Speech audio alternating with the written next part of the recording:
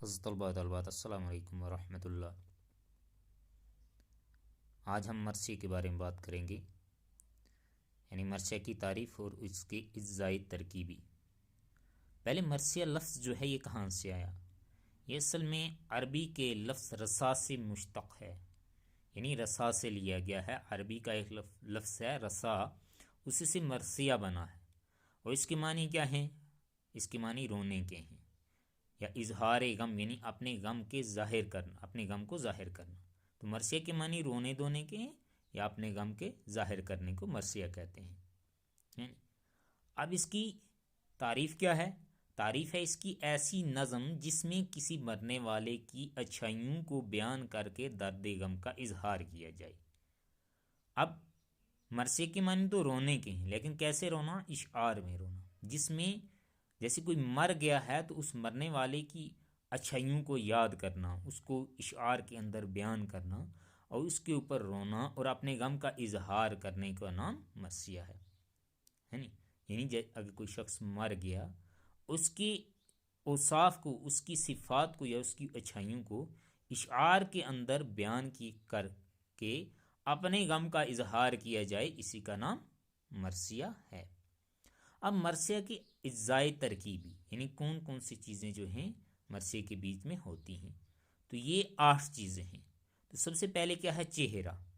चेहरे को हम मरसिया की तमहीद भी कह सकते हैं।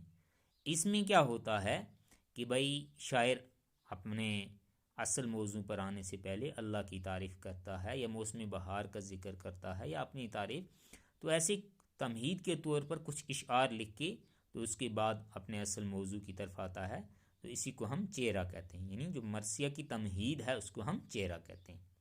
और नंबर 2 है सरापा। सरापा के मानी है सरतापा, यानी सर से लेकर पाँव तक। इसमें क्या होता है? जो मैदान जंग में जाने वाला हीरो होता है उसकी सिफ़ात बयान की जाती हैं, यानी सर से लेकर पाँव तक उसका कद्दो कामत कैसा है, उसकी जिसामत कैसी है, वो कितना हुनरमंद है, वो कितना सेहतमंद है। तो सरापा के अंदर जो हैं उस हीरो की जो मैदान जंग में जा रहा है उसकी तारीफ़ की जाती है। और तीसरा जुज़ इसका है रुखसत। रुखसत किसको कहते हैं? रुखसत कहते हैं इजाज़त लेने को। तो इसमें क्या होता है? जो हीरो जब अपने घर से मैदान जंग की तरफ निकलता है तो अपने घर वालों से रुखसती लेता है, इजाज़त लेता है नी, उसका बयान जिस हिस्से में होता है। या अगर वो मैदान जंग के अंदर पहुंच चुका है तो वहाँ जो है, जैसे बिलअमूम जो मरसिए उर्दू में लिखे गए, तो उर्दू में मरसिए ज़्यादातर इमाम हुसैन अलैहिस्सलाम की शहादत पर लिखे गए।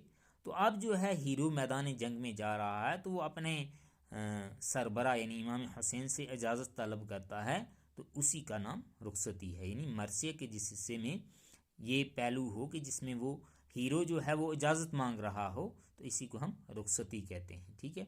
उसके बाद है आमद। आमद के मानी है आना।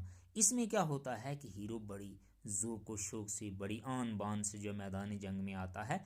आमद में हीरो की तारीफ़ के साथ साथ हीरो के घोड़े और उसके औजार जो होते हैं, उसके जो हथियार होते हैं, उसके साथ उनकी तारीफ़ भी की जाती है। फिर रज्ज।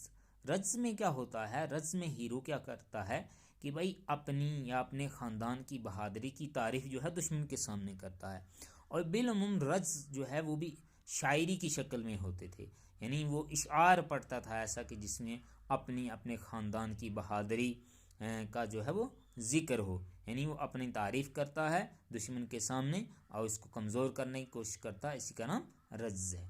फिर उसके बाद है जंग। फिर रज्ज के बाद क्या होता है कि हीरो का बाकायदा सामने अपने दुश्मन के साथ क्या होते हैं, लड़ाई होती है, जंग होता है। तो इसी इसी जिस हिस्से में उस लड़ाई का जिक्र हो, है नी, तो उसी का नाम जंग है। फिर इसके बाद मरसिया का आगे वाला जुज़ आता है शहादत। अब क्या होता है कि लड़ते लड़ते हीरो जो है मैदानी जंग में क्या होता है, शहीद हो जाता है। तो मरसिया के जिस हिस्से में ये बयान हो उसका नाम शहादत है। और फिर आखिरी जुज़ जो है वो है बैन। बैन के मानी भी हैं रोने धोने के। तो इसमें क्या होते हैं, जो ही जब वो शहीद हो जाता है तो जो उसके अजीज़ व क़ुरबा होते हैं वो उस पर क्या है, बैन करते हैं, रोते धोते हैं। औरतें जो हैं वो रोती हैं, तो वो किस तरीके से रो रो कर ज़ोर ज़ोर से अपने गम का इजहार करती हैं, तो मस्सी के जिस्से में इसका बयान हो उसको हम बेन कहते हैं। बाकी आप जो है अपनी बुक को कंसल्ट करके नोट तैयार कीजिए।